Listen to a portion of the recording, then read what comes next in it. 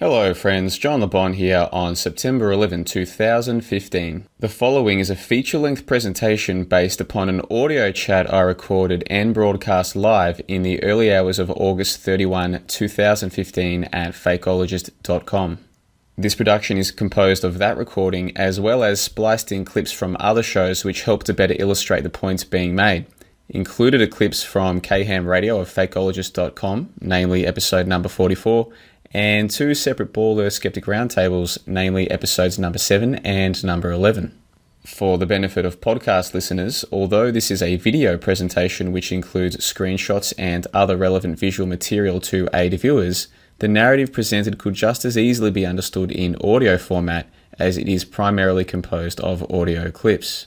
The presentation covers a range of topics with specific emphasis on some of the criticisms which have been made of me personally, criticisms of the flat earth renaissance which has swept the internet and alternative media in 2015, the original intention behind the Ball Earth Skeptic Roundtable and the future of the show, and what I personally view as the single strongest objection to the Ball Earth model. Please forgive in advance the quality of the audio, and as always, links to source material will be provided in the info box underneath this video on YouTube. Enjoy!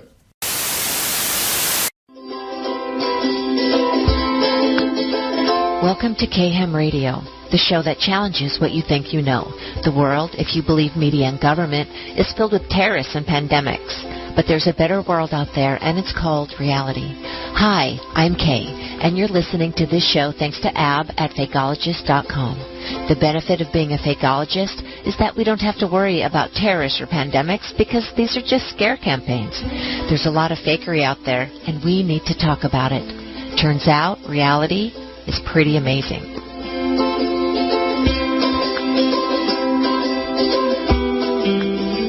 I thought that my journey to figure this all out was about facts and data, but it's about working with other people.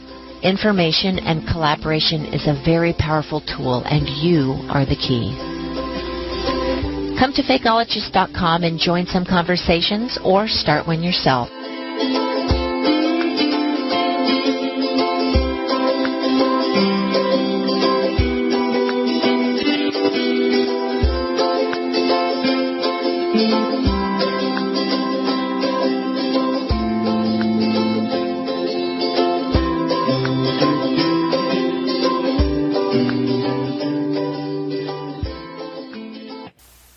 Ball Earth Skeptic Roundtable is another one of Ab's posts.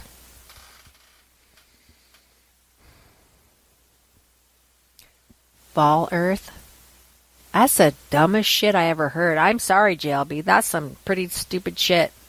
Why you complicating stuff that doesn't need to be complicated? That's what it seems like to me. You're just talking in circles, around and around and around of the same dumbass things. Hey, John LeBon, I noticed you're still talking about flat Earth, and you could call it Ball Earth if you want, but that's just playing with words. You're still talking about flat Earth because you're comparing it to that. When I talked to you, you said you had a purpose for talking about flat Earth. There's a reason you were doing it. So I'd like to know, what is your reason, John LeBon? Let me know. Get a hold of me. Let me know what your reason is, because right now, it seems like you're on the bandwagon. And right now, I'll be honest, it seems like you're part of that controlled opposition, mucking up the waters of reality with your flat Earth business. Then, when you had David Weiss on your show, I was even more suspicious of your activities, John. Not feeling so good about you anymore, John LeBon. I'm feeling like you have a purpose. It's not to solve anything, but to create more confusion.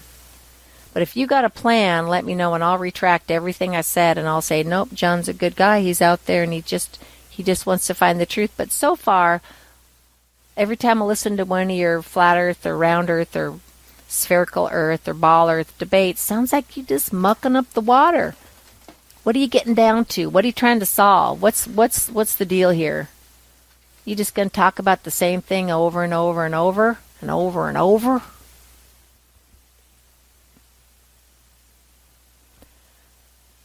All right. PK, he did a Keep It Simple, Stupid. PK is for a very select audience. And that's good. We need people for all different kinds of audiences in our debate, in our fakery debate. So I appreciate that. There's a special audience for that. Appreciate that. New baller skeptic on the scene. I will be happy. I'm looking forward to the day when we can no longer talk about this baller flat earth nonsense. I will be looking forward to the day. You're listening to Fakeologist Audio Chat. This is a new and exciting way to communicate with fellow fakeologists around the plane. Each day we compress and post the day's audio into a file that can be big or small. Discover new voices and ideas that talk about media fakery like you never did before. Now, on with the audio chat. Hello everybody, it's John LeBon here on August 31, 2015. It's just after midnight here in Brisbane, Australia, and I very rarely get to sleep at a good time on Sunday nights for whatever reason. So I thought tonight I might finally get around to doing something that I've been wanting to do for a little while, and that's addressing some of the things that have been said about me and my work by certain fakeologists. And I come in peace. I don't come to attack anybody. I just thought it'd be worth me spending some time addressing some of the things that have been said. And my plan is to eventually upload this audio to my channel as well. So the fakeologists can listen to it first, but I will eventually upload it to my channel. I'm about 5 or 6 or 7 videos behind, so it might take me a while to get it up on my channel, but eventually that will be the plan. So what I'm hoping to do today is to run through some of KHam's writings on fakeologist.com. Then I want to read out some posts by Simon Shack on Clues Forum and my reply to a thread on Clues Forum. I'll read those out verbatim. Then I want to read out some Wikipedia articles which present the official story that I challenge. And I'm not sure how long this might take. It might take me 20 or 30 minutes or more. I'm not too sure. But hopefully by the end of this, some of the people out there who follow Fakeologist might be more familiar with my side of the story, if that makes sense. I don't really want to couch it in those terms, but I'm sure most of you get where I'm coming from. And you'll have to forgive me if I'm speaking softly. I do live with other people and I don't want to wake them up. So hopefully I'm speaking in a way that comes through clearly. So let's get started then. I've got together on my browser here a few posts that I think are worth reading out. Now obviously all fakeologists are more than familiar with KHam. She has her own show, KHam Radio on Fakeologist. She's done more than 40 episodes and is generally, I think, a terrific fakeologist and someone who I usually listen to. And I don't take any of what's been said personally. So I still listen to KHam's work, and there's just one thing we disagree about, and that thing is me. And that's fine. I don't really mind people questioning me. You should be questioning me. You should be questioning everybody. So again, I come in peace. This is just me to put my side of the story out there for anyone who's interested. Now, back on August 13, KHam made a post, Sounds of Italy, and she spoke about me in the post, in the audio file, and she also wrote about me. I believe it was her who wrote the blog post that was on the site. Now, I want to read out the section that is to do with me, and it's got a subtitle, Getting Our Brains Wrapped Around the Flat Earth or Ball Earth Skeptic Subject. And I'm going to quote this verbatim. And again, this is from August 13. Quote, JLB, you mentioned to me on the 21st of May that you had a purpose in bringing up the Flat Earth aka Ball Earth Skeptic subject. What might your purpose be?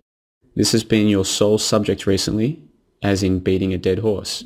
You also have questionable known figures such as David Weiss on your program and ignore his background. The reason I am concerned is that the rash of Flat Earth aka Round Earth skeptic videos and audios is a known campaign of misinformation. You are behaving as if you are part of this campaign, and you are having and supporting guests on your show that have questionable backgrounds. You seem to agree with everyone no matter their stance. This seems manipulative to me.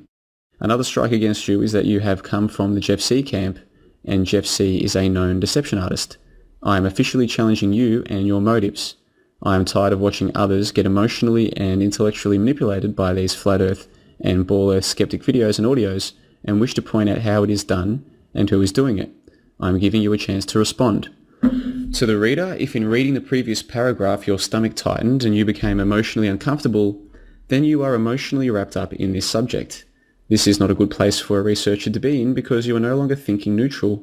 You have taken a side. As researchers, we should be on the side of the most compelling information. There is significantly more supporting information on the side of a spherical Earth than a flat one, yet it remains a subject of intense inquiry. This one should have been put to bed months ago. I must, in good conscience, let the reader know that there are widely differing opinions on the validity of the flat Earth or ball Earth skeptic theories. Several of us fakeologists find the flat Earth or ball Earth skeptic videos and audios and their authors as part of a sophisticated COINTELPRO campaign that has invaded the internet. You can read the particulars in this Clues Forum post, end quote, and I'll get to that post later on in this presentation that I'm making today. So back on with KHam's post on August 13, quote, I'm a researcher, not just a video watcher. Researchers look behind the information handed to us to see where the truth sits. Having researched much of the information behind the flat Earth or ball Earth skeptic videos and audios, I see misinformation and misdirection everywhere, and it appears to be on purpose. It is almost like these authors are targeting fakeologists in a strategic manner. We were a powerful force with the public before these flat Earth videos came along, and now not so much. What were we researching before these flat Earth or ball Earth skeptic videos and audios descended upon us? Perhaps that is where we should continue our efforts. JLB, nothing personal, but you appear to be part of this COINTELPRO campaign as you are betrayed by your actions. In this age of information overload, I feel it is my duty to help the overwhelmed reader navigate through the deceptions found on the internet. In my honest opinion, the flat Earth or ball Earth skeptic subject is one of those deceptions. Beware, for here be dragons, end quote. And I believe there were a few replies, so I'll see if I can find those as well. Now, one of the posters on Fakeologist replied, and I'll read out KHam's reply to their reply. Quote, unreal. On the subject of the shape of the Earth, all we have is one image of the ball Earth from space that we can safely suspect is photoshopped. She's quoting Unreal here. Art Bell was brought in to defend the very model KHam seems to find the most plausible, which is quite counterintuitive if the official theory of celestial mechanics and the nature of the Earth was such a clear-cut case. And that was KHam quoting Unreal. This is KHam's response now. The Art Bell debate was a setup, a fake, not a real debate, a show to let regular people see the flat Earth supporters as preposterous and ridiculous. Just like Jim Fetzer or Judy Wood, Art Bell is controlled opposition. The entire debate seems scripted, in my honest opinion. Is the Earth flat? JBL certainly does not claim so, she quotes Unreal, and then replies, precisely my point. JLB conveniently avoids taking a side, yet talks endlessly on the subject.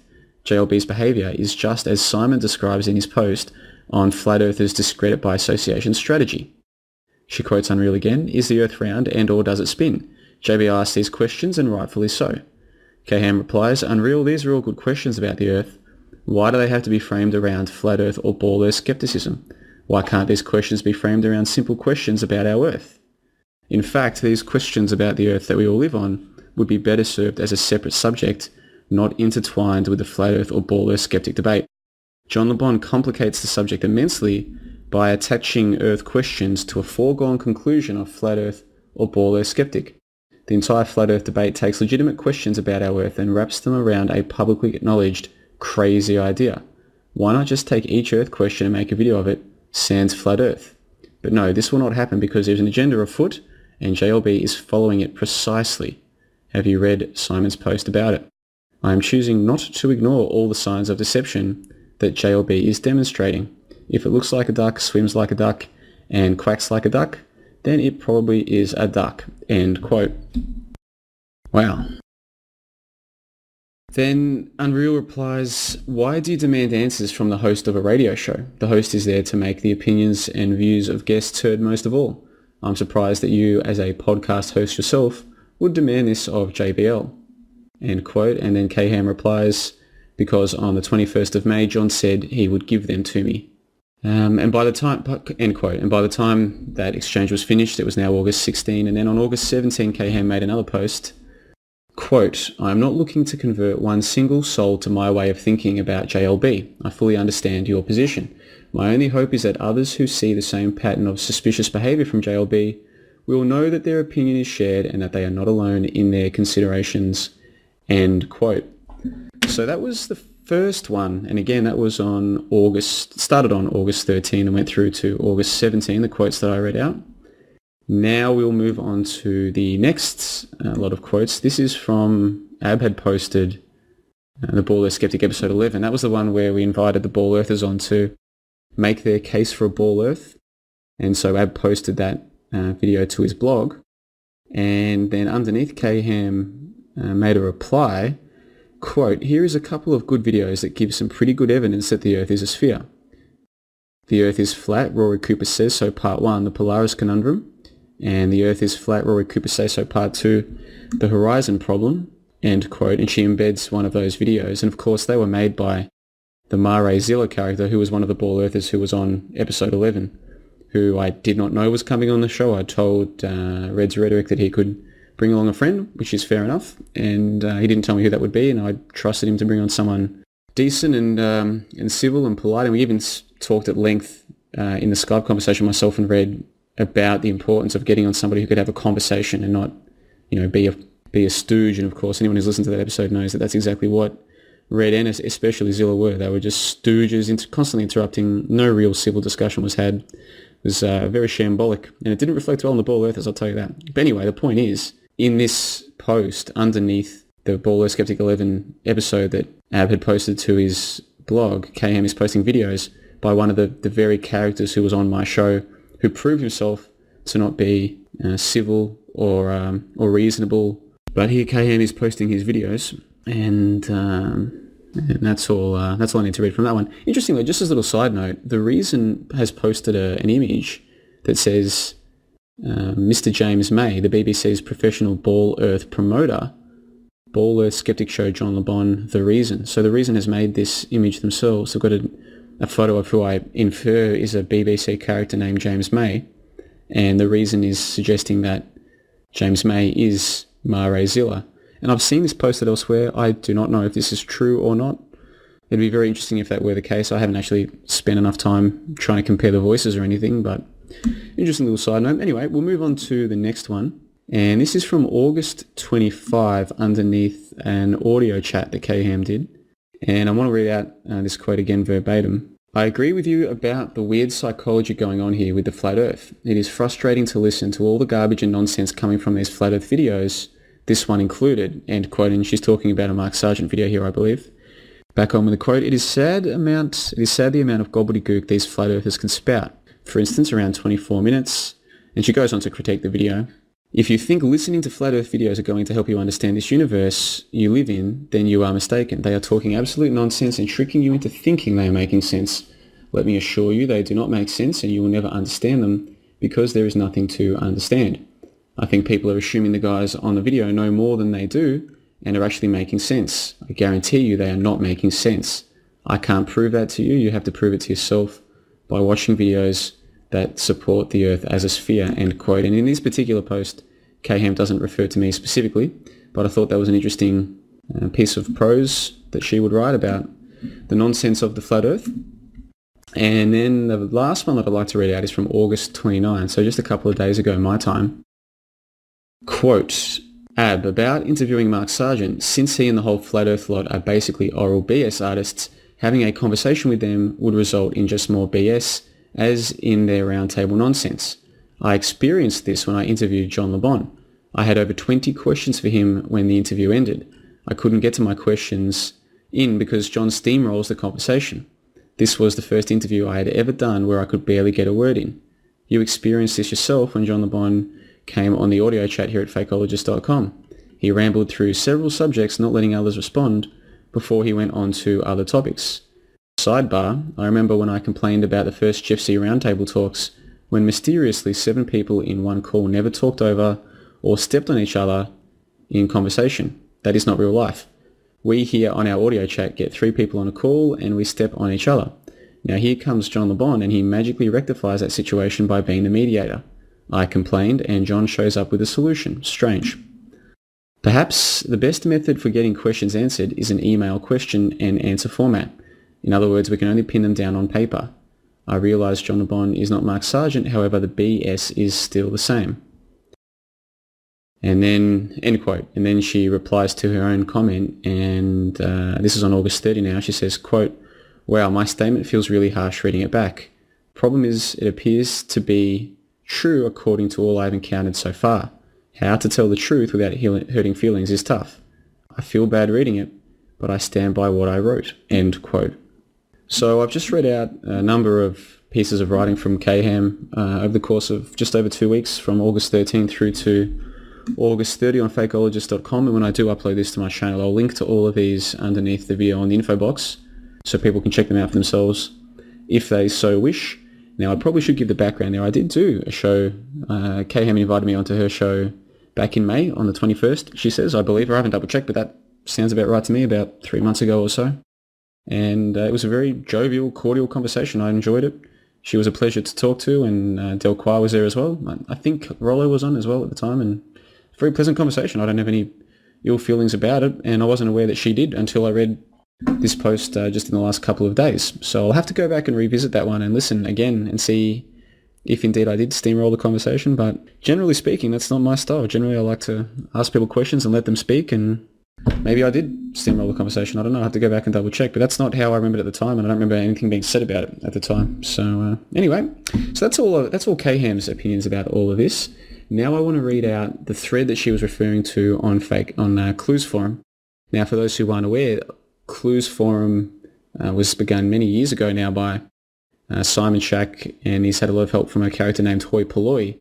And it started off, or it seems to be mostly focused on 9/11 fakery, but they also talk about a whole bunch of other things.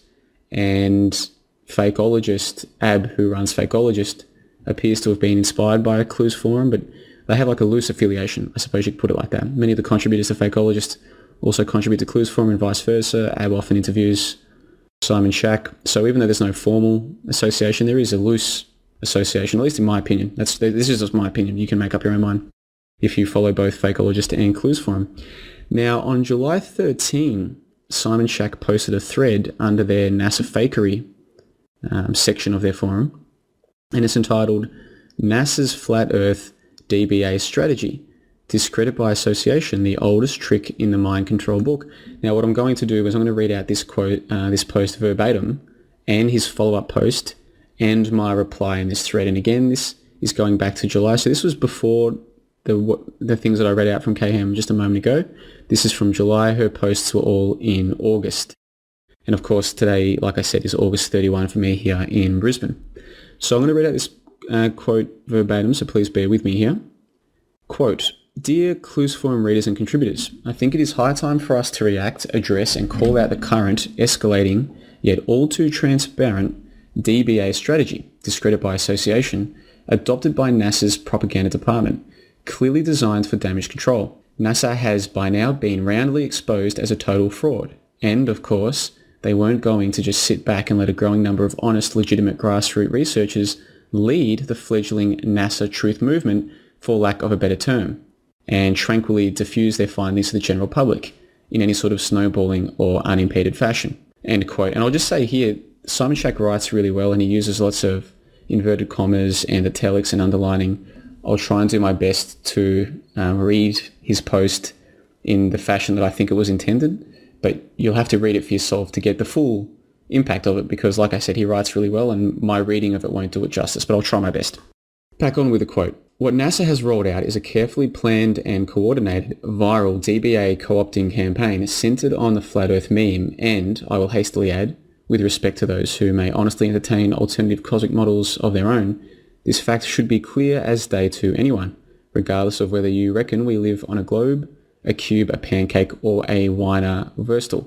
The point being, it is by now painfully obvious that the objective of this NASA campaign is to associate and equate, in the general public psyche, anyone questioning NASA to mentally challenged raving crackpots. Tim, hey Joe, did you watch that NASA rocket launch last night on TV? Heck, there was CGI written all over it. Joe, oh my god, Tim, taking your meds lately? Duh, I bet you also believe the Earth is flat. In the last half decade or so, I will proudly point out, no research community that I know of has contributed as much or worked as hard as Clues Forum to inflict the aforementioned damage to NASA's credibility. I think we owe it to ourselves and to our vast body of research and findings representing untold hours of collective efforts over the years, not to just sit back and watch this latest NASA mind-twisting game playing out, and the snowballing in unimpeded fashion. Not that I have any idea or magic recipe as to how to counteract the mighty NASA propaganda machine, but at least I wish to make my stance very clear on this issue. Admittedly, and so far, I have myself mostly just lazily sat back and watched this flatulent scheme unfolding, quietly cringing at the apparent success of it all. Then again, what sort of failure could one possibly expect from any government-backed, NASA-budgeted propaganda operation? I have to say though, even if it hurts, that the nutwork is getting noticeably better, smarter at casting their supposed random grassroots John does like you and I gatekeeping characters.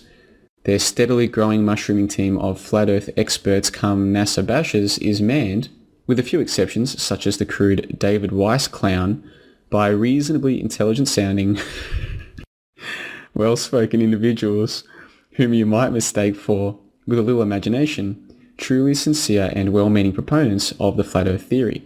Mind you, and on the other hand, their unfailingly overslick videos, a la Ace Baker, give them away for what they are.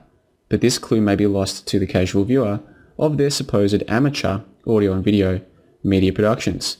I won't list here any of the well-spoken entities right now, as my intent with this post is only to generally address this transparent DBA operation and to voice my concern about the fact that, unfortunately, some otherwise smart people I know of appear to have fallen for it at one level or another, if not exactly hook, line and sinker.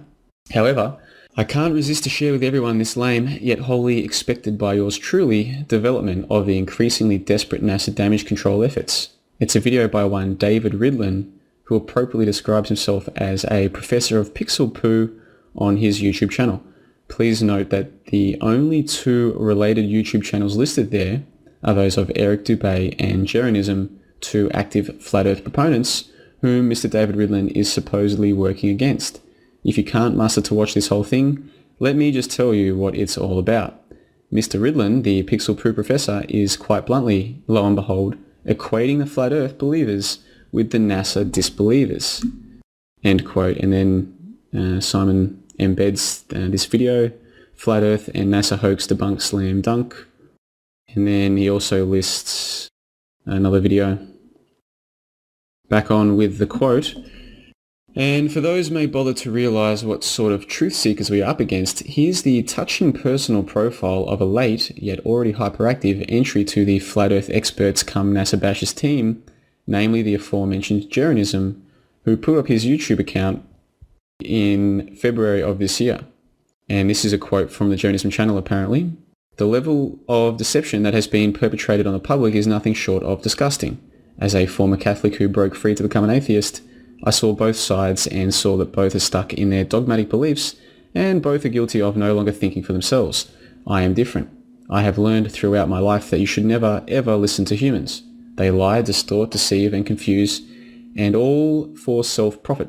I've been studying for 4 years and I've finally started to see through the deception by opening my eyes. So now I try and teach what I know.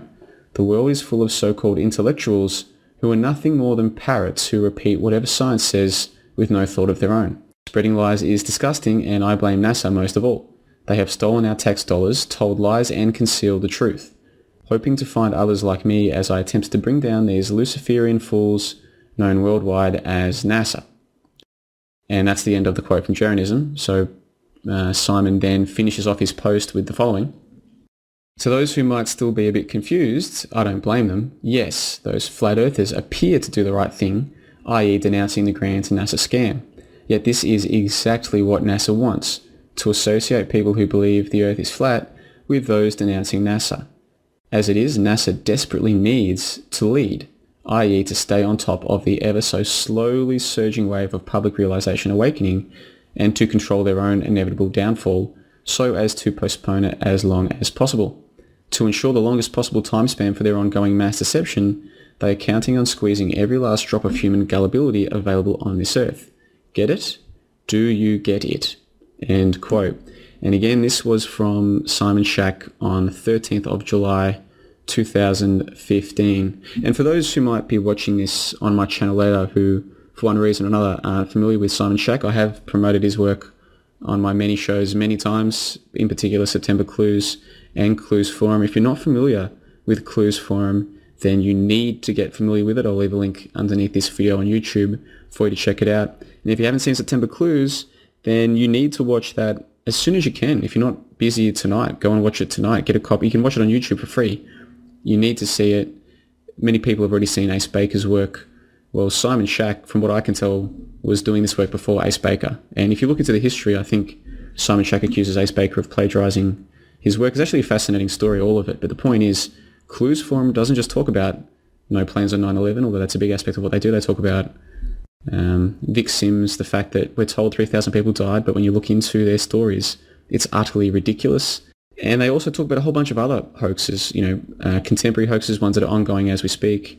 And there's a lot of research that goes right back into many different topics. I've often spent hours, especially Sunday nights, because for some reason I just can't sleep on Sunday nights. So usually if I'm spending hours researching a topic on Clues Forum, it'll be on a Sunday night, just spending hours on one of their many detailed topics. You have to go and check it out. And the point of all of this is Simon Shack is the leader. He's the guru of Clues Forum. And this, what I just read out, was a post from him on July 13. This is a follow-up post in the same thread. And again, the name of the thread is NASA's Flat Earth DBA strategy, DBA standing for discredit by association. And this one's from July 14 of this year. Quote, "For the NASA downfall history books, I just wish to state for the historical record that as I started to look into the grand NASA scam back in 2009 or so, I was able to find one and only one article on the entire World Wide Web questioning the International Space Station by one amateur astronomer named Alexander. Here is the original link to it. Although, as you can see, it is now gone. However, the article can still be found on this Club Conspiracy website. At the time, I could also find one and only one YouTube channel questioning the modern-day NASA exploits by one Archangel for Mike. Here it is. Unfortunately, I see that Archangel Mike already has that Jeranism mentioned in my above post as related content, but that may not mean anything as far as Archangel's sincerity, legitimacy is concerned. After all, Jeranism is exposing NASA, isn't he? All this is to say that back in 2009-10, there were very nearly zero critiques to be found of NASA's modern-day purported space exploits. Of course, I'm excluding the old Apollo hoax, of which lots of material was widely circulating, and has been ever since the great Bill Casing dared speak out about it. Due credit goes to the fearless individuals of this world. To be sure, today, and only 5 to 6 years on, there is now a very large and growing number of YouTube videos, for better or worse.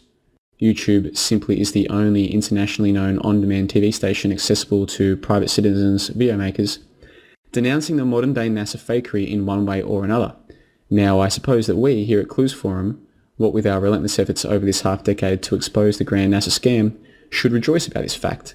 However, and this is a big however, if you do a cursory review of these many new NASA denouncing videos, you will see that most of them are associated to the Flat Earth meme.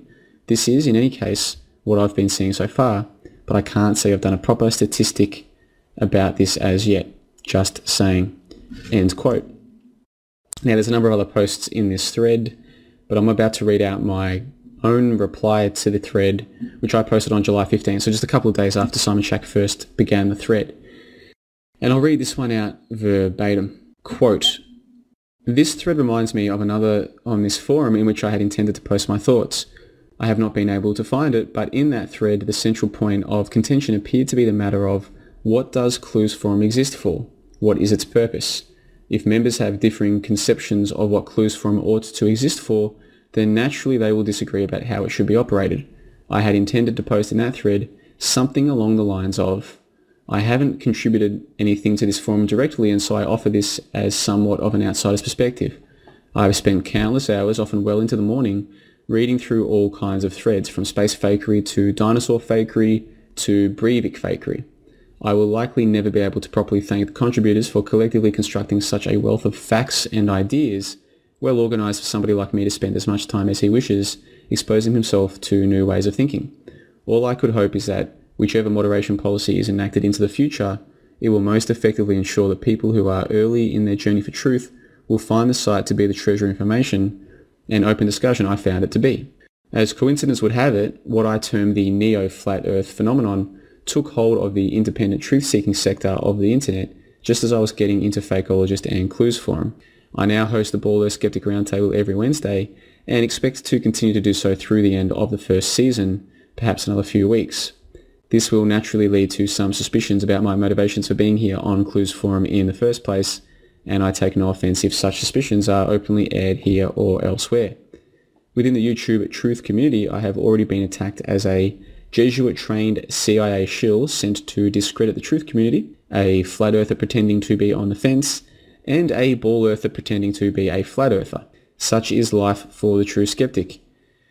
Getting back on topic, there is no doubt in my mind that some of the leading neo-flat earthers are compromised. Which figures are legitimate truth seekers and which figures are here to distract, divert, discredit everybody else? I don't know for sure, but I have my own suspicions.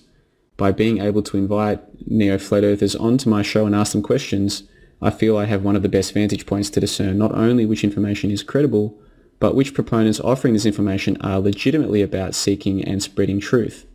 In the meantime, I hope that the questions I ask neo-flat earthers and the responses they give will assist others in making these judgments for themselves.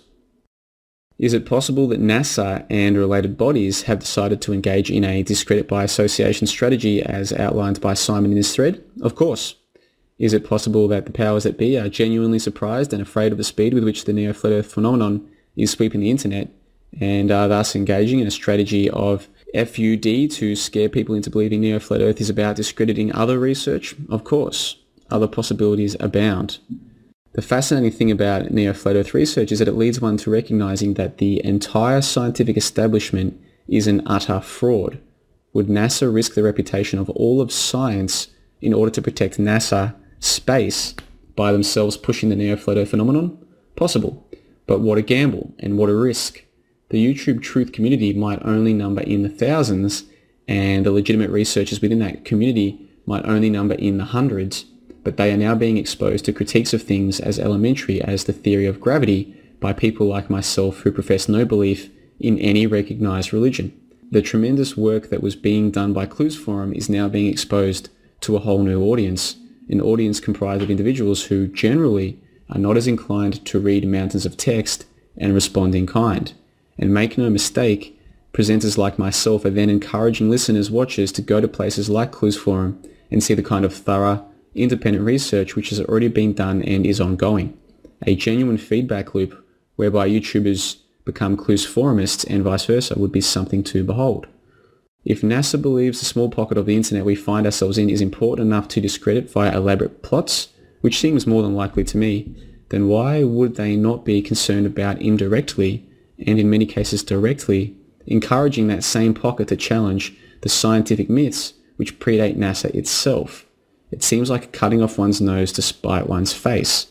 In some ways, I find myself hoping that this is what is going on, that NASA is behind some of the leading neo-flat earthers. If so, it suggests to me that they are not in control of the situation and the spread of ideas, when I had in the past resigned myself to the apparent reality that the powers that be were in complete control and had nothing to fear from the masses. I have more thoughts to add, but this post is already long enough. I thank anybody who took the time to read through it all, and especially those who respond. I thank anybody who took the time to read through it all, and especially those who respond. These are just my opinions, and as the past 6 months have shown, my opinions are subject to change when new evidence is put before me, which is, I would have thought, one of the basic precepts of taking part in a forum like this, end quote. And again, that was my reply back on July 15. Now, subsequent to that, Simon Shack did reply to another person in the thread. I don't believe he replied to me. Hoi Polloi, who is like the 2IC of Clues Forum, also left a post. Now, I might as well read that one out verbatim, why not? This is from July 16 by Hoi Polloi. And for those, again, I know that all you fakeologists all know very well who hoi polloi is, but this video, I am hoping to do this into a video to upload to my channel at some point in the future. So for those who aren't familiar with Clues Forum, you should be aware that hoi polloi was a big player in putting together the VicSim report, which exposes that the people that we were told died on 9/11, it's not just that they're fake, they're very easy to prove of being fake. And so hoi polloi and Simon Forum worked together to put together a dossier exposing the VicSims. And hoi polloi is one of the moderators at Clues Forum and is one of the more prolific posters there, and occasionally is on Fakeologist as a contributor as well. So, like I said, he's like the 2IC of Clues Forum. So I'll read out his post in this Flat Earth DBA strategy thread from July 16, quote, "Great post, Simon. Much needed to be said about this, and you finally spelled it out for everyone to read.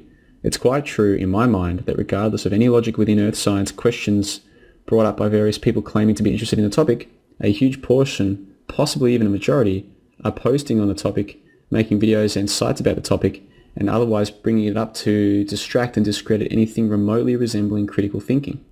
Perhaps it is a completely desperate strategy in the face of everyone asking too many questions of their world lately. Perhaps there is some grand purpose. But I see it as a positive sign, honestly, that the only major derailment method they have to invest in lately, besides busybodies muddying posts and turning the conversation to personalities instead of facts, is to demonize the asking of questions that nobody knows the answer to. Hey, don't ask that. Nobody knows the answer. Smiley face. Reminds me of an old quote I heard once, something like, don't bother questioning authority, they don't know either. Flat Earth is probably only targeted because it is used colloquially and ubiquitously as a foil. Unicorns also come to mind when one mentions Flat Earth. At this point, those making these hoaxes are willing to pull out all the stops and use every little strategy available to make people make fun of creative thought. Is it like a war against art led by self-loathing or self-obsessed artists? Sometimes it seems so. Not to derail the conversation too much, but I think it's tied to this phenomenon. Art, good art, is supposed to help people realize and wake up to truths and discovery in maybe an emotionally respectful and safe way that honors people, humanity, and the personhood of real individuals. There is something else happening lately with all these hoaxes that can't or shouldn't really be classified as that sort of cultural medicine or practice. It's closer to a cold experiment and auto-removal of personhood or respect from the goal of the art and the artist. It's like a sort of anti-creation goal, which sickens people and infects them with worry and stress. This is one of the reasons I identified the VicSim as a kind of psychological tapeworm." End quote. So there were a few more posts, but the thread didn't really get that much attention until just a couple of days ago, and Simon Shack made another post in which he argues that the Flat Earth map, the azimuth equidistant map that's often used by Flat Earthers, can't be legitimate because that Ushuaia, that South American city that's in the south of South America, which allegedly gets 17 hours of sunlight at Christmas time. And this is something that we brought up on our show, might have been episode 7 or 8 now, but it was something that I said made it very difficult for the Flat Earth map being presented. And I can't remember who our guest was on that episode, but I seem to recall him agreeing with me that this was a big objection to the Flat Earth model being proposed by many Flat Earthers. And at the time, my co-panelist David Weiss said that he thought it could be explained. He tried to explain it as well. You know, if it's all over the sea, then because there's no landmass in between the city in question and Africa, then the moment the sun leaves Africa, the people in this city will see it, and then from the time it leaves South America all the way till it gets around to Australia or New Zealand, again it'll be visible because there's no landmass in between. And I thought, well, that's not really a convincing explanation for me. This is still one of the troubling aspects of the Flat Earth model that stopped me from calling myself a Flat Earther, and there's a couple others as well which I might touch on later. And so we actually did cover this very thing that Simon Shack has posted about. We covered on my show live on the air when we had a Flat Earther on the show as a guest. Jordan Rains in the live chat makes the point that supposedly the longest day in a city on the southernmost tip of South America, I forget the name of the city, he spells it Ushuaia. I've seen it spelled very differently to that, but regardless of what the city is, apparently the longest day in summertime is something like 17 hours. Now, how on the Flat Earth model, how could one city that much sunlight? Is this an objection that you've heard before, Sticky Cash? This is an objection I've heard before, and it's one that's hard for me to answer, and especially because I don't live in the southern hemisphere and I've never witnessed it. But like you said, I came up with this very early on in my flat Earth awakening. If this is wrong, that doesn't mean the Earth's not flat. That just means I don't understand how the sun works, like I thought I did. Yeah, exactly right. And for me, this is one. I've got 2 or 3 other objections to the flat Earth model. But originally, I couldn't get my head around sunset. I thought, if we're not on a ball, how can the sun set? It took me weeks of reading other people's explanations, trying in my mind to get my head around it before I understood, it's just a matter of perspective, the vanishing point. That actually does make sense to me, and I was fine. It took me a while to get my head around it. So these objections that I have to the flat Earth model, it might just be that I haven't spent enough time thinking about them, or it might be that they're legitimate objections. But even if I can completely debunk the leading flat Earth models, it doesn't mean that we're on a spinning ball. And I want to constantly repeat this because I think a lot of people, they want to believe in the ball, so they're looking for any problem with the flat Earth model. But that is not sensible reasoning. It's not scientific. Yeah. If you want to believe in the ball, you have to get over all of the objections to the ball, and we've only gone over a few of them tonight so far. I'll throw to you there, Matrix, while I've got this in the background, this work by Sticky Cash with his conceptualization of the flat Earth. Have you heard this objection about the 17-hour days in South America, and have you found any good explanations for it? And maybe Matrix still isn't with us. We'll go to you there, Dirth. Have you heard this objection? What are your thoughts? Yeah, John, stop sharing that. I want to bring up a picture, and I have a possible explanation that makes a lot of sense to me. I don't know if people can see my video, my animation. This is just our standard flat Earth map, and when they have 17-hour days, it's my winter, your summer down there. So the sun is traveling out here, and because of the vanishing point, the sun will go behind mountains, that are in the distance. As the sun goes away, it gets closer and closer to the horizon. So any landmass will start blocking the sunlight. But when you're out over the water, when the sun is out over the water out here, I think you guys, hold on, so you can see my mouse. When the sun is out here, it has a clear shot with no land masses to South America. So you're going to have a lot of twilight in the morning and in the afternoon, and there's your 17 hours right there. So there's nothing blocking the sun when it's out here. So you got morning, noon, 2, 3, 4, 5, 6, 7, 8, 8 p.m., 9 p.m. It's still got a direct shot with no landmass blocking it. So there's your 17-hour days, and that makes perfect sense to me. The other, what we were talking about, how the sun goes around. This is one of my go-to videos that when people say, how can day and night go, I always bring up this video.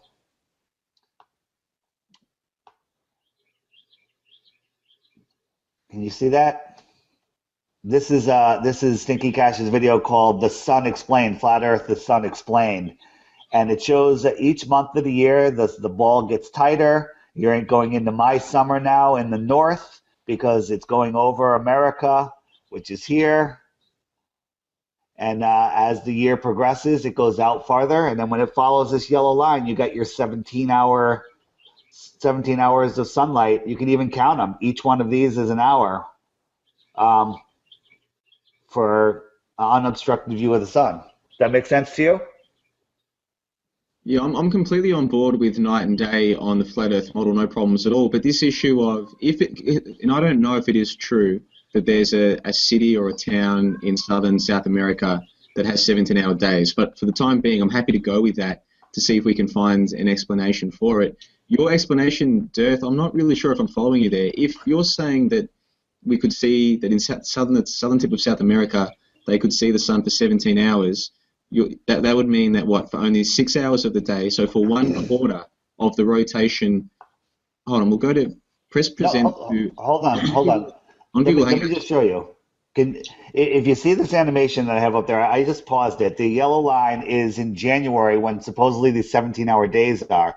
So here is the sunrise where my mouse is. 1, 2, 3, 4, 5, 6, 7, 8, 9, 10, 11, 12, 13, 14, 15, 16. So, you know, you could have dawn from about here, and the sun goes all the way around. It's not going to be bright sunlight, but the sun is not obstructed by anything but atmosphere.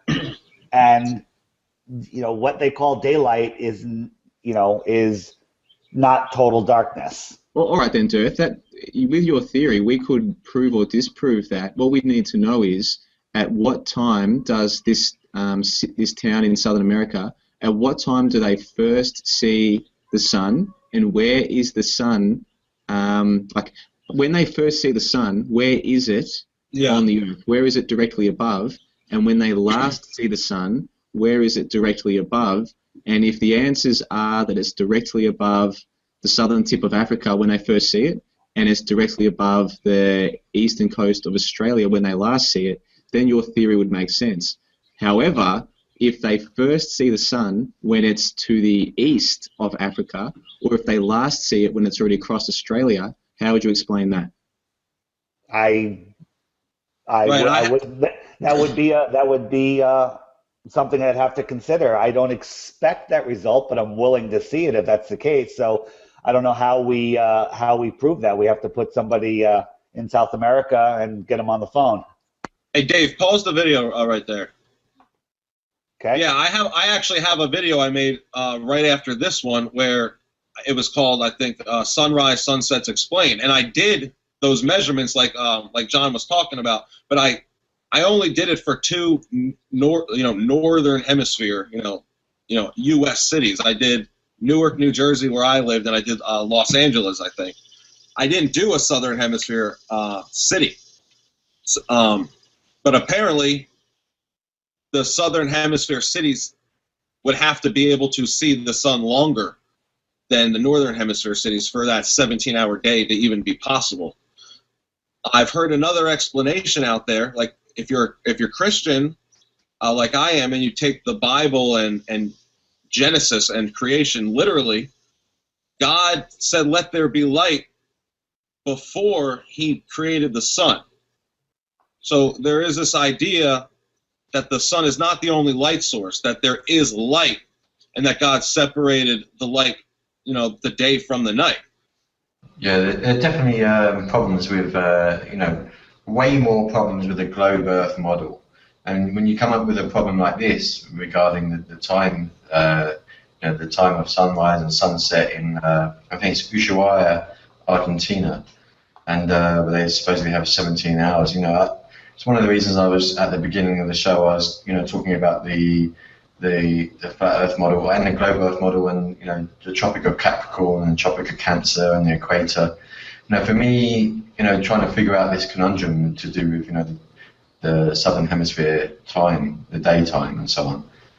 It's something still to be figured out. I mean, how it works. I believe that the maps are wrong. I think the time zones are also all over the place. When you look into the time zones and who created them, they were created by the CIA. You go online and time zones zigzag left and right all over the place. Which really don't make much sense when you'd expect them to follow the longitudinal lines and so on. So I think that, this is a conundrum to figure out. I mean, whether the sun is higher in the sky, lower in the sky, where how things work, and where is it? How can this be accounted for? So that's, for me, when we're looking at things like the tilt of the Earth, the 23.4 degree tilt, and how the Earth maintains its axis, the way it's lined up around the sun. It doesn't tilt towards the sun; it just keeps its axis due to the conservation of angular momentum. And for me, there's many problems with the tilt doing that. Every 6 months, because of that preservation of angular momentum and tilt, the Earth should every 6 months be a midday should turn into midnight, and the moon phases would also be off. So there's big problems with the globe Earth model, and for me, the sun is definitely not 93 million miles away. We should be really getting 12 hours of day, 12 hours of night all over the Earth, except for the poles. And the whole tilt thing really is I think is a big key of the deception here that they employ on us all.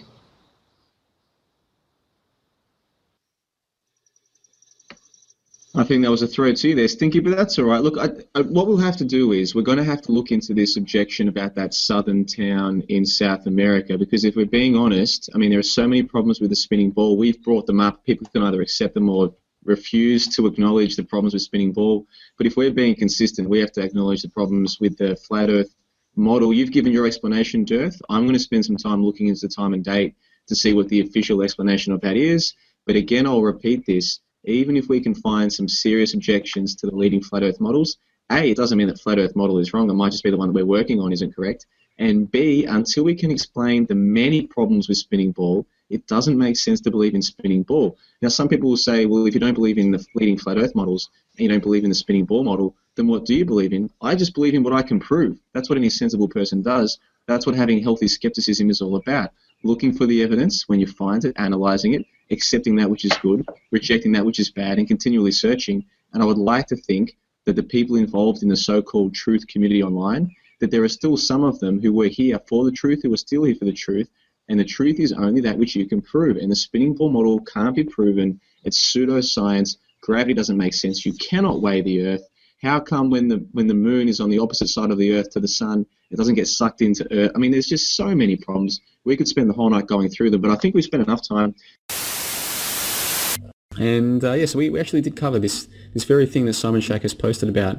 We covered on my show live on the air when we had a flat earther on the show as a guest. And so I won't read that one out verbatim. Now there's a couple more replies in the thread, and again you can go and check this out for yourself. So far I have read out KHam's posts, particularly the ones about me from August. I've read out Simon Shack's post in his thread at Clues Forum, and I've read out my reply in that same thread. And now I would like to move on to reading out just a few things that I think people should familiarise themselves with and come to their own conclusions about. Now, we all know that Wikipedia is entirely controlled, and you wouldn't go there if you wanted the truth, but you would go there if you wanted to find out what they want us to think is the truth. So let me read out to you guys verbatim the opening stanza, if you like, from, or the opening passage from the article on gravity. This is wikipedia.org/wiki/gravity. Quote, "Gravity, or gravitation, is a natural phenomenon by which all things attract one another, including stars, planets, galaxies, and even light and subatomic particles. Gravity is responsible for the formation of the universe, egg creating spheres of hydrogen, igniting them under pressure to form stars, and grouping them into galaxies. Gravity is a cause of time dilation. Time lapses more slowly in strong gravitation. Without gravity, the universe would be without thermal energy and composed only of equally spaced particles. On Earth, gravity gives weight to physical objects and causes the tides.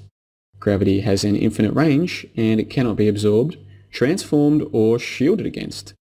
Gravity is most accurately described by the general theory of relativity, proposed by Albert Einstein in 1915, which describes gravity not as a force, but as a consequence of the curvature of space-time caused by the uneven distribution of mass and energy. For most applications, gravity is well approximated by Newton's law of universal gravitation, which postulates that the gravitational force of two bodies of mass is directly proportional to the product of their masses and inversely proportional to the square of the distance between them. Gravity is the weakest of the four fundamental interactions of nature. The gravitational attraction is approximately 10 to the negative 38 times the strength of the strong force, 10 to the negative 36 times the strength of the electromagnetic force, and 10 to the negative 29 times the strength of the weak force. As a consequence, gravity has a negligible influence on the behavior of subatomic particles and plays no role in determining the internal properties of everyday matter. On the other hand, gravity is the dominant force at the macroscopic scale. That is the cause of the formation, shape, and trajectory, orbit of astronomical bodies, including those of asteroids, comets, planets, stars, and galaxies. It is responsible for causing the Earth and the other planets to orbit the Sun, for causing the Moon to orbit the Earth, For the formation of tides, for natural convection, by which fluid flow occurs under the influence of a density gradient and gravity. For heating the interiors of forming stars and planets to very high temperatures. For solar system, galaxies, stellar formation and evolution. And for various other phenomena observed on Earth and throughout the universe. In pursuit of a theory of everything, the merging of general relativity and quantum mechanics into a more general theory of quantum gravity has become an area of research, end quote. So gravity is at the center of their entire story, not just of the shape of the Earth, but of their entire explanation of our existence. Isn't it? I mean, you please go and read this for yourself and understand that this is their official story. This gravity is magic. It really is. Gravity is a cause of time dilation. Without gravity, the universe would be without thermal energy. On Earth, gravity gives weight to physical objects, causes the tides. It has an infinite range, cannot be absorbed, transformed, or shielded again. It's magic, okay? Gravity is magic. Now, why am I reading all of this out? Well, I've got a couple more articles I'd like to read. Yeah, so I just read out the first passage of the article on gravity on Wikipedia.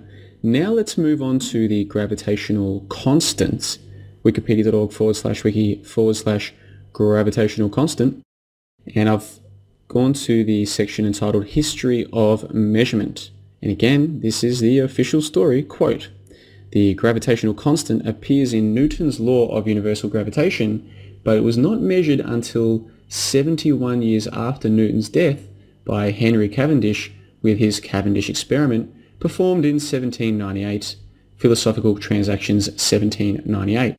Cavendish measured G, big G, implicitly, using a torsion balance invented by the geologist Reverend John Michell. He used a horizontal torsion beam with lead balls whose inertia, in relation to the torsion constant, he could tell by timing the beam's oscillation. Their faint attraction to other balls placed alongside the beam was detectable by the deflection it caused.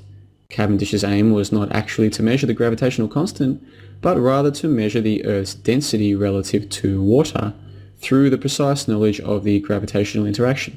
In retrospect, the density that Cavendish calculated implies a value for G of 6.754 times 10 to the negative 11 meters cubed per kilogram per second squared, which all sounds very complicated, but the point is, end quote, sorry, the point is here that that's very close to the constant they use to this day, okay, and the reason why this is so significant will come more clear later. Back on with the quote, "The accuracy of the measured value of G, big G, has increased only modestly since the original Cavendish experiment. G is quite difficult to measure, as gravity is much weaker than other fundamental forces, and an experimental apparatus cannot be separated from the gravitational influence of other bodies. Furthermore, gravity has no established relation to other fundamental forces, so it does not appear possible to calculate it indirectly from other constants that can be measured more accurately, as is done in some other areas of physics. Published values of G have varied rather broadly, and in some recent measurements of high precision are, in fact, mutually exclusive. This led to the 2010 code-data value by NIST having 20% increased uncertainty than in 2006. In the January 2007 issue of Science, Fixler et al. Described a new measurement of the gravitational constant by atom interferometry, reporting a value of 6.693. An improved cold atom measurement by Rosie et al. Was published in 2004 of G at 6.671. 2015 study of all previous measurements of big G led to the discovery that most of the mutually exclusive values can be explained by a periodic variation. This variation has a period of 5.9 years, similar to one observed in length of day measurements, hinting at a common physical cause, which is not necessarily a variation in big G." End quote, yada yada yada. So why am I reading this out? Why am I reading out the history of the measurement of big G? Well, again, you need big G for their simple equation to determine the force of gravity between two masses. And I know it's difficult if you're just listening to this, but it's not that difficult. F, the force of gravity, equals mass 1, the first object, mass 2, the second object, divided by the radius between them, squared, times by G, times by big G, the constant. So you just take the two objects And all you need to know is one of their mass, the other one of their mass, the radius between them, and the G constant to determine the force of gravity. So the G constant is central to all of this, and again, we've already established that gravity is central to everything. Now that G constant, as they admitted in that article that I just read out to you from their official mouthpiece, Wikipedia, they state openly it was determined in the late 1700s by hanging heavy balls from a torsion balance. Now, if you believe that they could determine the force of gravity by hanging heavy balls from a torsion balance 200 years ago, then I can't help you. There's nothing I can do to help you. Go on believing that if you so wish. That's entirely up to you. But here's where it gets really silly. This Cavendish character wasn't even trying to determine big G, or the G constant. He was trying to weigh the Earth. And according to official science to this day, he succeeded. I'm not kidding you. If you didn't know this, don't feel ashamed. I only discovered this myself a couple of weeks ago. It's incredible. Let me read to you the first passage from the Cavendish experiments, wikipedia.org/wiki/Cavendish experiments. Quote, the Cavendish experiment performed in 1797-1798 by British scientist Henry Cavendish was the first experiment to measure the force of gravity between masses in the laboratory and the first to yield accurate values for the gravitational constant. Because of the unit conventions then in use, the gravitational constant does not appear explicitly in Cavendish's work. Instead, the result was originally expressed as the specific gravity of the Earth, or equivalently the mass of the Earth. His experiment gave the first accurate values for these geophysical constants. The experiment was devised sometime before 1783 by geologist John Michell, who constructed a torsion balance apparatus for it. However, Michell died in 1793 without completing the work. After his death, the apparatus passed to Francis John Hyde Wollaston and then to Henry Cavendish, who rebuilt the apparatus but kept close to Michell's original plan. Cavendish then carried out a series of measurements with the equipment and reported his results in the Philosophical Transactions of the Royal Society, 1798. The article goes on to the next subheading, the experiment. The apparatus constructed by Cavendish was a torsion balance made of a 6-foot, 1.8 metre wooden rod suspended from a wire with a 2-inch, 51 millimetre diameter, 1.61 pound, 0.73 kilogram lead sphere attached to each end. Two 12-inch, 300 millimetre 350 pound, 158 kilo lead balls were located near the smaller balls about 9 inches, 230 millimeters away, and held in place with a separate suspension system. The experiment measured the faint gravitational attraction between the small balls and the larger ones. End quote. Now, obviously, if you're listening to this as an audio file, it might be difficult for you to picture this. I strongly encourage you to go and look this up. We're talking about the Cavendish experiments, and you need to understand that they still claim to this day these experiments determined G, very close to the G constant they still use to this day. They say, oh, well, we have other experiments, atomic interferometry, and it turns out the G constant is very, very close to within 1% of what Cavendish came up with. You have to understand they're still trying to pass this off as real science. And not just any real science, the real science for the G constant, for determining the force of gravity, gravity being what underpins their entire description to us of what the universe is. You can see the significance of all of this.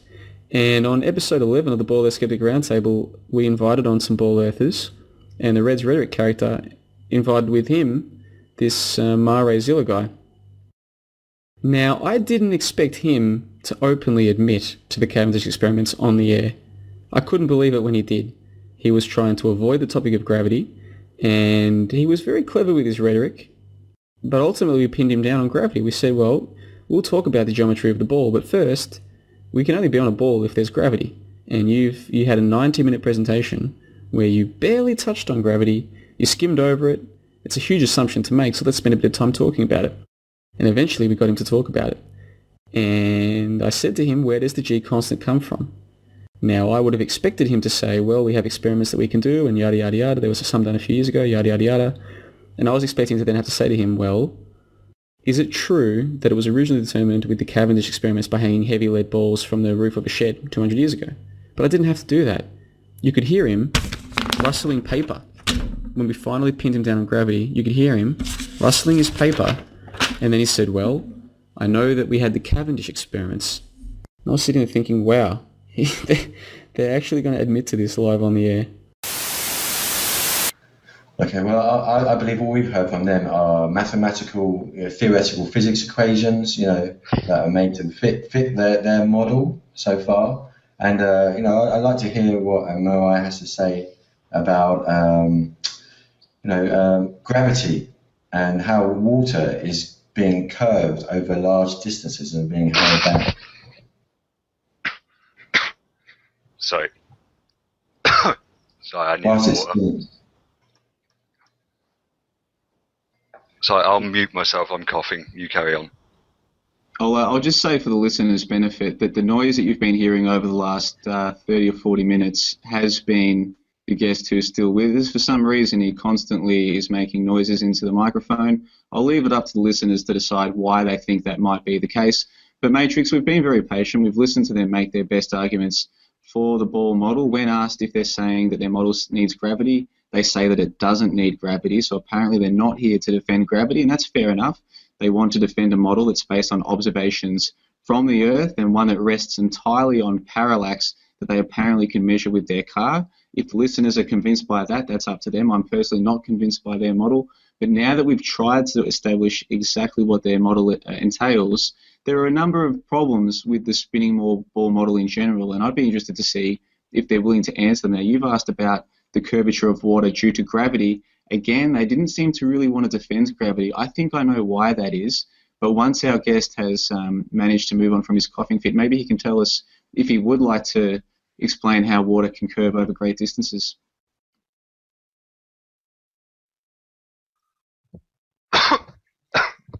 Sorry, was that to me? Yeah. Would you like to answer Matrix's question about water curving over great distances? Well, yes, you do understand that the model of gravity suggests that matter is attracted into the center of mass from all directions. I'm sorry, that's going to mean that material like water is going to form into a sphere around the center of mass. You can say that you don't believe in gravity, fine, but that's the model you're arguing against. So you can't say, oh, how does gravity hold water together in a ball? Because that's what a force that pulls everything towards the center of mass from all directions does. What if you drew arrows in 3D space, all pointing, all the same length, and all pointing at the same central point in space from all different directions? What shape would you get? A sphere. What a surprise. That's a ridiculous question. But what I want to get to are some of the most horrendous strawman arguments that just came out of a gish gallop that I've still to deal with. How's this for a deal? I'll let you address those strawman arguments, but then we're going to come back to your claims about gravity because you've been very clever and masterful in trying to avoid having to use it. But now that you've just used gravity... No, I haven't. I don't need gravity to prove that the Earth is a ball. How do you prove that water should curve around the ball without gravity then? What? The geometric facts that prove the shape of the Earth don't disappear if gravity isn't what forces things to form into a ball. Geometry isn't going to suddenly fall apart because you have a problem with gravity or, I can't prove to you that gravity exists. That's not going to affect the geometric facts that prove the shape of the Earth. This is a complete non sequitur. Why are you trying to shift away from the shape of the Earth? Oh, on the contrary, I want to focus on the shape of the Earth. You're the one saying... Well, so do I. Well, you're interrupting again. You're the one saying that water curves around the ball, and you're saying that that's due to gravity. That's fine by me, because I'd like to talk about gravity. Now, you've been very cleverly and masterfully avoiding the topic of the gravitational constant. For God's sake, no, I haven't. I'm sorry, but that is a completely disingenuous tone. I have not been avoiding gravity. Well, then, can you please explain to me how we arrived at the gravitational constant? I know that there's the Cavendish experiment. I know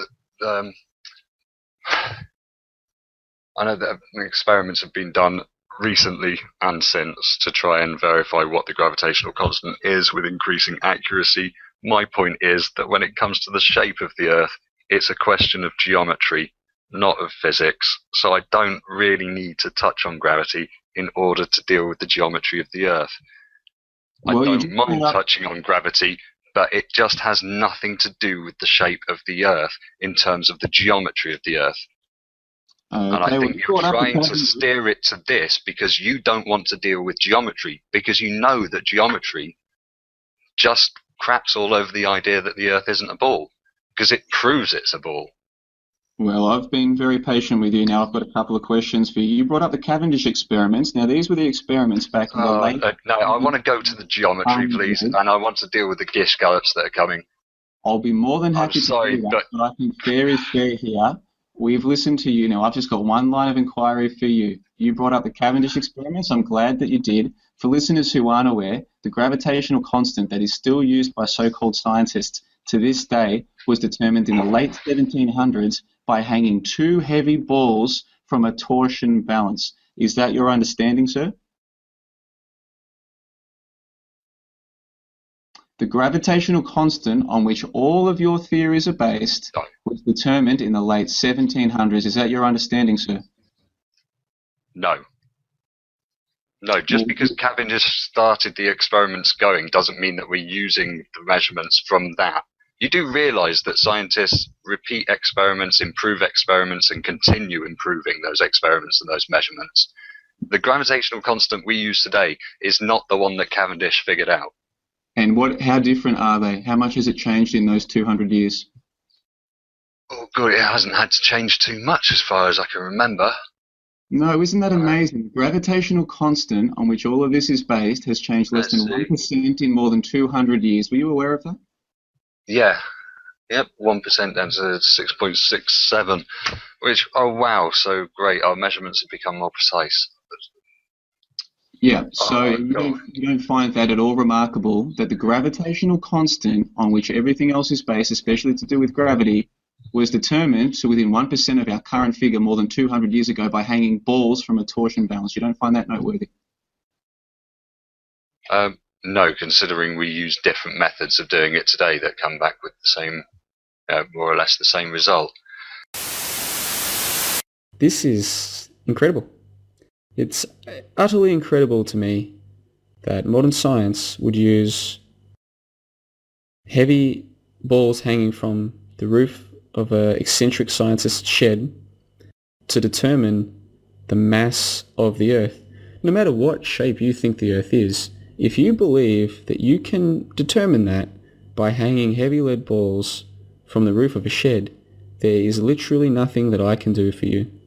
It's the same as if you believe that Moses could part the seas. If you actually believe that could or did happen, there is nothing that I can do for you when it comes to this topic. Nothing. I don't think there's anything that anyone can do for you. If you believe that Moses parted the seas with his bare hands, or whatever it is that Moses is alleged to have done, I don't even know what that story is. I'm pretty sure he parted the seas with his bare hands. If you believe that, then you go for it. And if you believe that science determines the mass of the Earth, or the gravitational constant for that matter, by hanging heavy balls from a torsion balance 200 years ago, then you go ahead and believe that. The point of all of this is for me to say, I bring these things up and I want people to think about them. Clearly, many people aren't aware of this. Many people aren't aware of the Cavendish experiment. I certainly wasn't. Now, was I taught about this at school and they just skimmed over it and I just didn't critically analyse it? That's possible. I took physics in senior high school. It's quite possible they mentioned this and I just accepted it as a given. But I don't accept it now. Not one bit. I think anyone who does accept this is brainwashed. They're indoctrinated. They're not thinking clearly. This is absurd. This is nonsense. If anybody else tried to tell you that they could weigh the mass of the Earth by hanging heavy balls from the roof of their shed, you would think that they were either a fraud or crazy or both. And yet that's the official story, my friends. So by doing my show, the Ball Earth Skeptic Roundtable, that's what I'm doing. I'm being skeptical of the official story that they give us. I'm not a flat earther. I have some serious problems with the flat earth models that have been presented. And until I can get around them, I can't call myself a flat earther if being a flat earther means accepting one of those models. But certainly I have far more problems with the ball earth models that are presented. Because the ball earth models need gravity. You have to understand that. They fully admit it. They need gravity. Without gravity, there's no spinning ball. And without this stupid torsion balance experiment, there's no gravity constant.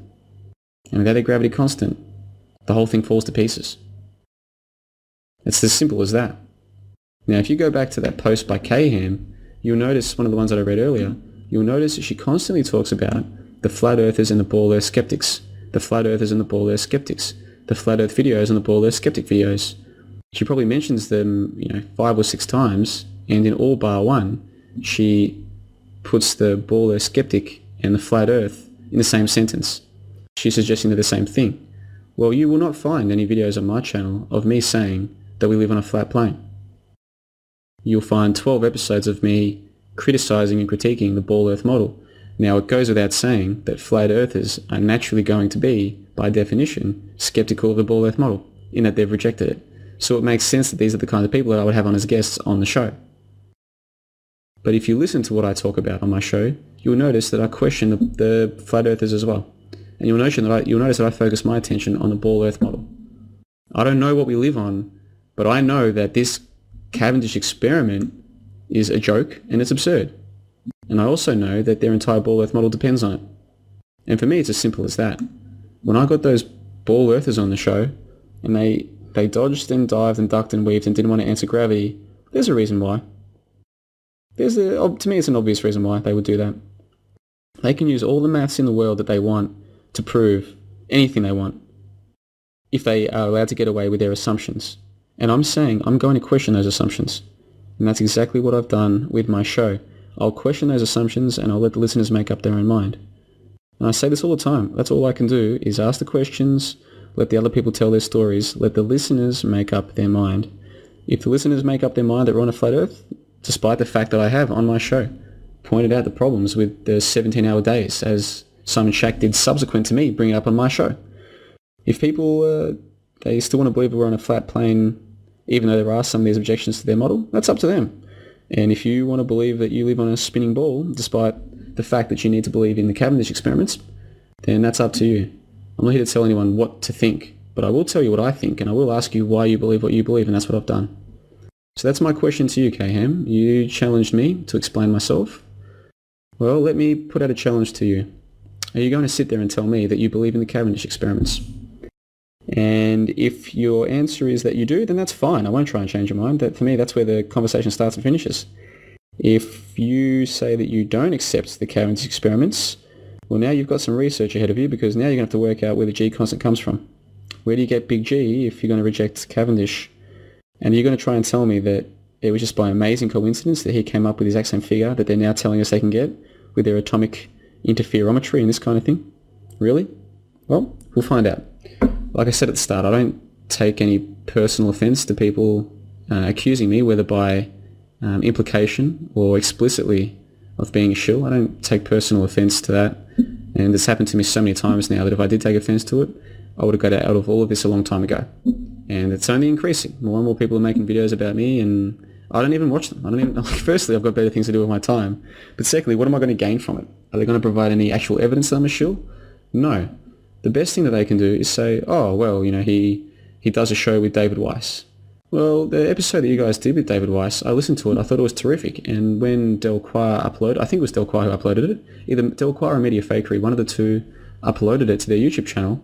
I posted underneath that, and this was back when YouTube comments were connected to Google Plus comments. So this was essentially me promoting the work by promoting it on my Google Plus page, promoting that episode. I said, people, go and listen to this, make up your own mind about David Weiss. I'm not here to tell you if he's a good guy or a bad guy. I enjoy doing my show with him. I find there's a decent overlap in some of our beliefs. I said at the end of our Baller Skeptic Roundtable episode 12, the season finale, I said a personal thanks to him. Were it not for him motivating myself and Matrix to do the show, I don't think we ever would have done a Baller Skeptic Roundtable. We never would have done a show like that. It was his enthusiasm that led to me doing that show, and it's a show that many people, the feedback that I'm getting is they enjoy the show. They enjoy the kinds of things that we talk about. They enjoy the way that we talk about them. And that wouldn't have happened if it weren't for David Weiss's enthusiasm. Now, I understand lots of people will say, well, he claims to have known people who died on 9/11. He claims to have known them personally. And then when he was pressed for information, his answers were terrible. I completely agree with you about all of that. If you then want to make the inference that he is a shill, and that's all it is, by the way, it's simply an argument from inference. We're going to infer from his terrible explanation that he's one of those people paid to put out disinfo or whatever.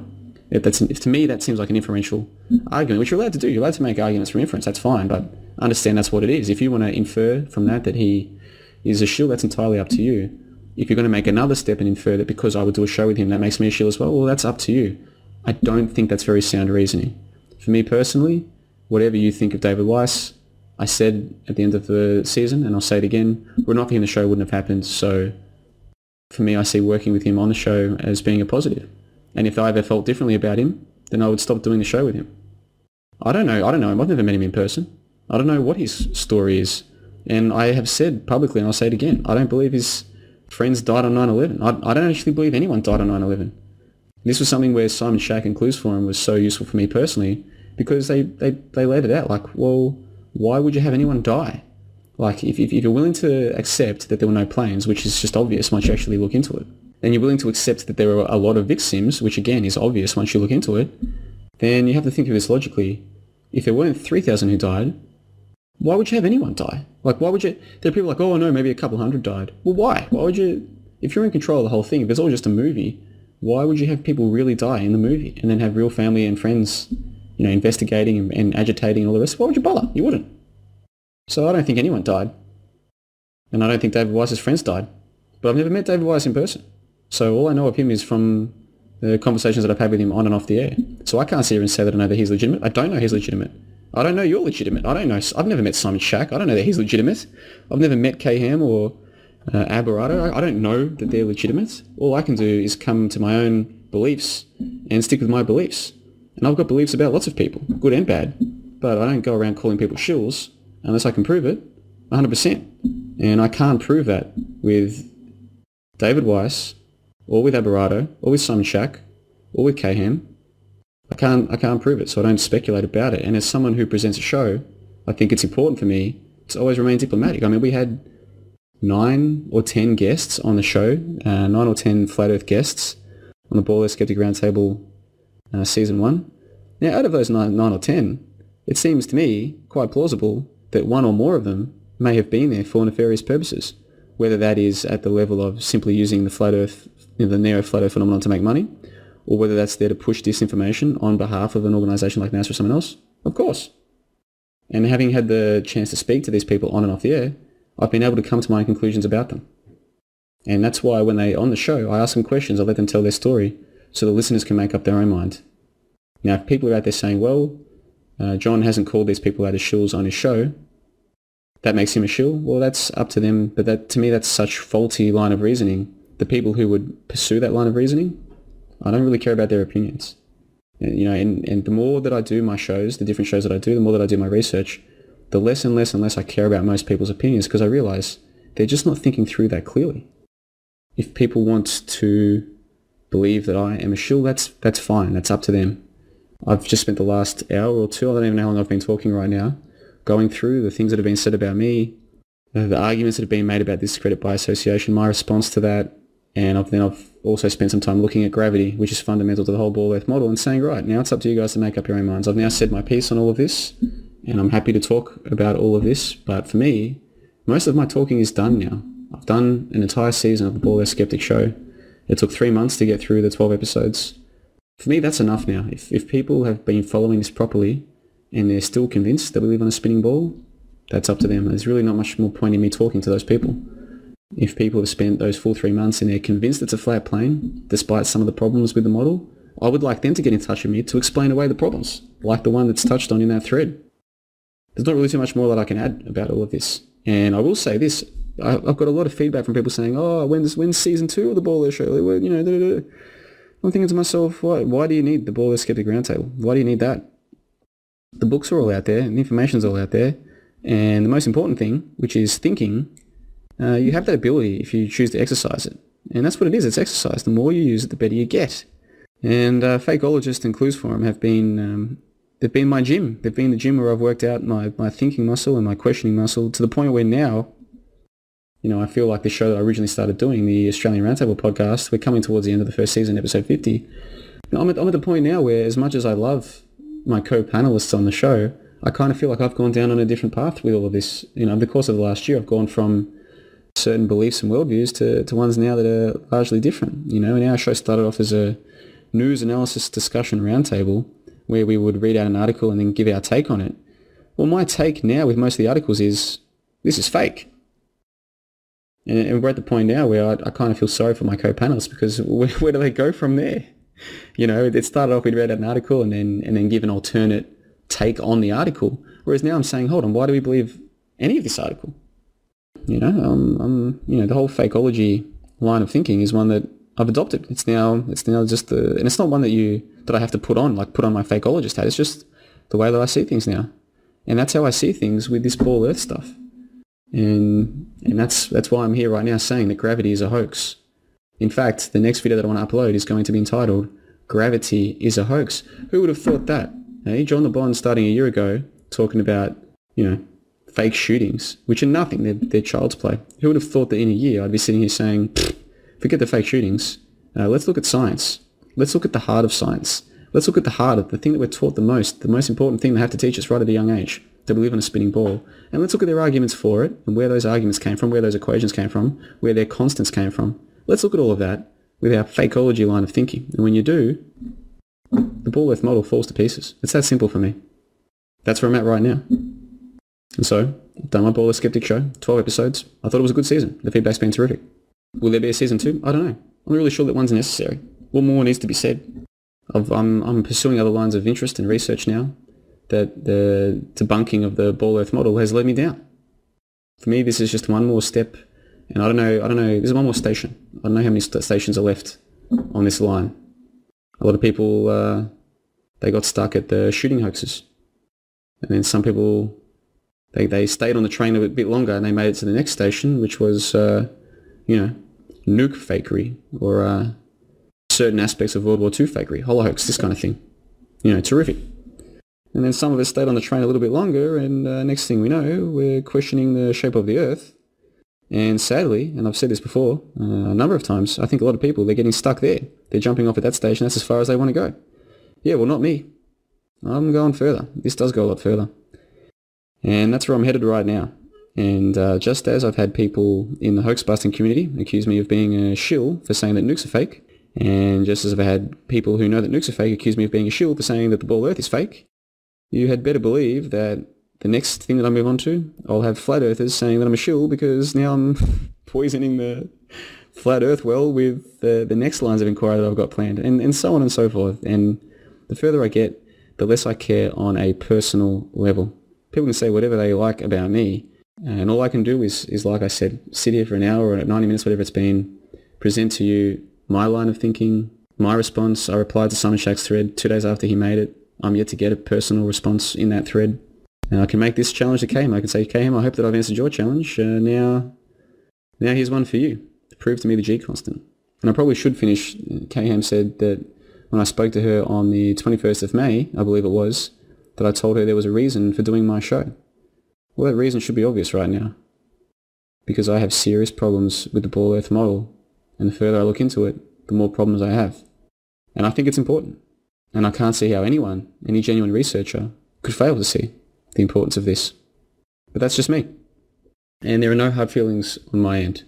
If after hearing this and after reviewing what I've said, you are still convinced that I'm part of a discredit by association strategy, that I'm on the payroll, or that I'm somehow or otherwise motivated to mislead people, if you still want to believe that, that is entirely fine. I won't try and change your mind. I think I've said all that needs to be said in this presentation. I'll be happy to respond to anything further that comes if it seems like it's legitimate and well-intentioned, and that's really why I would spend this much time making this reply, is because I am very confident that Fakeologist and Clues Forum and many of their members and contributors are well-intentioned. KHam isn't the kind of person to go around calling people shills without genuinely believing it. At least I don't think she is, not based on what I've seen. So, and I know that her many lines of research are genuine. I've learned from them, like with the dinosaur fakery research and that kind of thing. So that's why I would take the time to do this. But if after my reply, KHam is still convinced that I am a shill, that's entirely up to her. But for reasons that I'm sure many of you can appreciate, I won't be able to take her as seriously as a researcher, because this will be, to me, a blatant error in research. But it's easy for me to say that because I know me. She doesn't know me, and you, the listener, unless you've met me in person, you don't know me. So believe whatever you want. I'm not going to take it personally. I would hope, though, that if you're going to call me a shill for being a ball air skeptic, you would be able to either prove that it is a ball, and good luck proving the G constant, my friends, or you come up with something better than John does his show with David Weiss. Because you want to talk about discrediting by association, well, yeah, what can I say? Anyway, that's enough for me. It's 20 to 2 in the morning. I'm starting to feel like it's bedtime. Thanks for bearing with me, everybody. Like I said, I live with people. I don't want to wake them up, so that's why I'm talking softly. Hopefully I haven't woken any of them up. But I thought rather than just sit there and do more research into the dino hoax or something like that, I thought, no, I'll try and do this response. I've been meaning to do it. So I hope you've got something out of this. And like I said, I'll upload this to my channel on YouTube at some point in the future. So if you've been listening to me on my YouTube channel, thank you for listening. All the links will be provided underneath this video in the info box. And if you've been listening to me on Fakeologist live stream, thanks for listening. Or on the audio chat that Ab uploads, thanks for listening. I guess it really doesn't matter how you're listening. Thank you for that. And I might as well sign off with the standard sign off. It has been John Le Bon on the 31st of August on Monday, 2015, from about midnight to about 1:45. And you've been listening to Fakeologist Radio. You're listening to Fakeologist Audio Chat. This is a new and exciting way to communicate with fellow Fakeologists around the plane. Each day we compress and post the day's audio into a file that can be big or small. Discover new voices and ideas that talk about media fakery like you never did before. That's the intro, but I've read it out as the outro. It doesn't really work as an outro, does it? You've been listening to Fakeologist Radio with John Le Bon on August 31. And I hope you have a lovely day wherever you are on this beautiful and wonderful world of ours.